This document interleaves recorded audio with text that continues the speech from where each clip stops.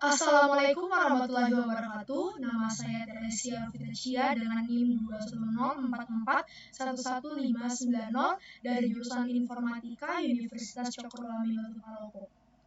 Pada video kali ini saya akan menjelaskan materi tentang topologi jaringan yang berkaitan dengan jaringan komputer. Untuk materi yang pertama yaitu pengertian jaringan dan manfaatnya. Jadi jaringan komputer dapat diartikan sebagai suatu himpunan interkoneksi sejumlah komputer. Dua buah komputer dikatakan membentuk suatu network atau jaringan komputer bila keduanya dapat saling bertukar informasi. Adapun beberapa manfaat dari jaringan komputer yaitu yang pertama, jaringan memungkinkan manajemen sumber daya lebih efisien. Misalnya, banyak pengguna dapat saling berbagi printer tunggal dengan kualitas tinggi dibandingkan memakai printer kualitas rendah di masing-masing meja kerja. Yang kedua, jaringan membantu mempertahankan informasi agar tetap handal dan up to date. Sistem penyimpanan data terpusat yang dikelola dengan baik memungkinkan banyak pengguna mengakses data dari berbagai lokasi yang berbeda dan membatasi akses ke data sewaktu sedang diproses. Yang ketiga yaitu jaringan membantu mempercepat proses data atau sharing data. Transfer data pada jaringan selalu lebih cepat dibandingkan sarana berbagi data lainnya yang bukan jaringan.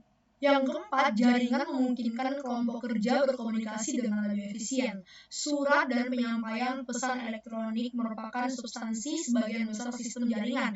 Di samping sistem penjadwalan, pemantauan proyek, konferensi online, dan groupware di mana semuanya membantu tim kerja lebih produktif. Dan yang kelima, jaringan membantu usaha dalam melayani klien mereka secara lebih efisien. Akses jarak jauh ke data terpusat memungkinkan karyawan dapat melayani klien di lapangan dan klien dapat langsung berkomunikasi dengan pemasok. Adapun materi yang kedua yaitu jenis-jenis area komputer. Jadi jenis-jenis area komputer itu ada 5, LAN, MAN, WAN, Internet, dan wireless. Jadi untuk LAN atau Local Area Network merupakan jaringan internal di dalam sebuah gedung atau kampus.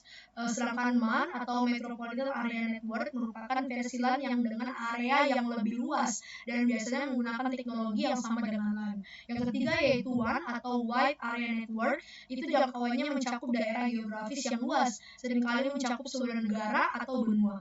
Yang ketiga yaitu Internet.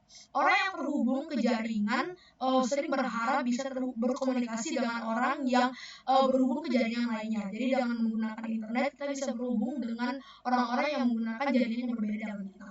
Yang kelima yaitu wireless. Wireless atau jaringan tanpa kabel. Jadi jaringan ini kita bisa menggunakan kita bisa berkomunikasi dengan orang-orang tanpa menggunakan kabel. Materi yang ketiga yaitu perangkat keras komputer. Jadi perangkat keras komputer itu bermacam-macam. Yang pertama itu adalah komputer, yang kedua itu network interface cards dan Ethernet cards atau kartu jaringan. Yang ketiga yaitu hook dan switch. Yang keempat itu routers. Yang kelima itu bridge dan yang keenam itu repeaters. Komputer server adalah suatu komputer yang menjadi pengelola dan pusat bagi komputer lainnya. Karena berfungsi sebagai pusat, minimal sebuah server harus mempunyai beberapa karakter yang lebih dibandingkan dengan komputer yang terhubung ke dalam suatu jaringan. Yang kedua yaitu kartu jaringan atau Ethernet cards. Jadi kartu jaringan adalah perangkat yang menyediakan media untuk menghubungkan antar komputer.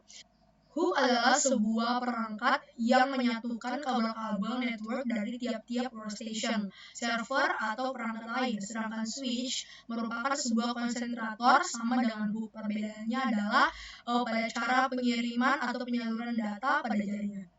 Selanjutnya itu repeaters. Alat ini berfungsi untuk menguatkan sinyal. Dan yang berikutnya itu ada bridge. Jadi bridge itu merupakan perangkat yang membagi satu buah jaringan ke dalam dua buah jaringan.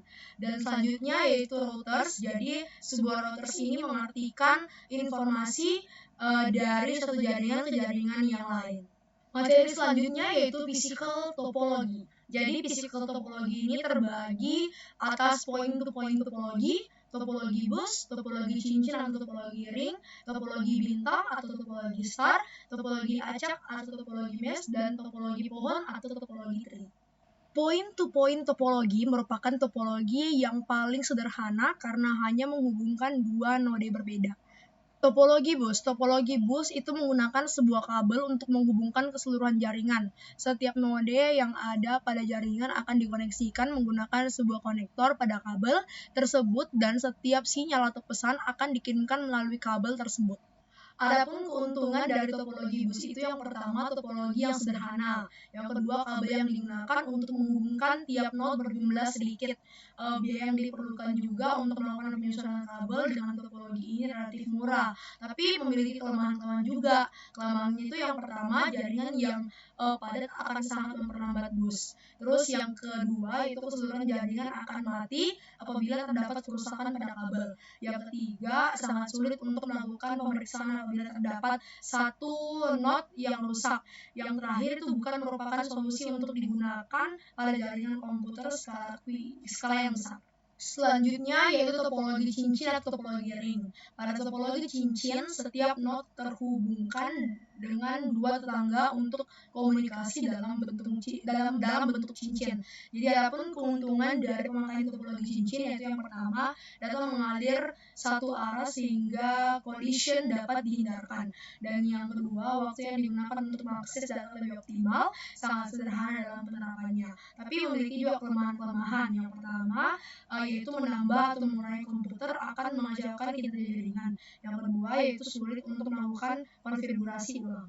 Selanjutnya yaitu topologi bintang atau topologi star. Pada topologi bintang, setiap node terkoneksi ke sebuah titik pusat koneksi yang biasanya disebut dengan hub. Jadi hub ini dapat berupa switch juga, bisa router juga. Terus keuntungan dari topologi bintang ini adalah yang pertama dapat menggunakan lebih dari satu jenis kabel dalam jaringan yang sama dengan hub yang dapat mengakomodasikan tipe kabel yang berbeda-beda. Terus mudah untuk mengubah dan menambah node baru ke dalam jaringan yang menggunakan topologi bintang tanpa mengganggu aktivitas jaringan yang sedang berlangsung. Tapi memiliki kekurangan juga, yaitu yang pertama memiliki satu kelemahan utama yang terletak pada hub. Jika terjadi kegagalan pada hub pusat, maka seluruh jaringan akan gagal untuk beroperasi. Lalu jumlah terminal terbatas tergantung dari jumlah port yang bisa ditampung oleh hub. Selanjutnya yaitu topologi acak atau topologi mesh. Jadi topologi acak menggunakan konsep rute yang berbeda dari topologi lainnya. Jadi pesan yang dikirimkan pada topologi ini bisa melewati beberapa jalur yang memungkinkan dari sumber sampai tujuan. Topologi ini juga digunakan pada wide area network atau WAN yang kita kenal sebagai internet. Dan adapun keunggulan dari topologi mesh ini yang pertama mudah dalam menangani kegagalan yang mungkin terjadi dalam jaringan.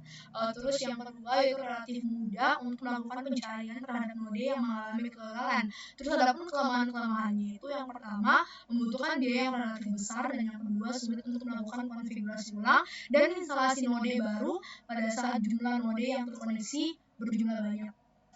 Topologi pohon atau topologi tree. Topologi pohon menggabungkan beberapa topologi bintang di dalam sebuah bus. Jadi dalam bentuk sederhana hanya hub yang dikoneksikan secara langsung ke pohon bus dan setiap hub berfungsi sebagai akar dari kumpulan node.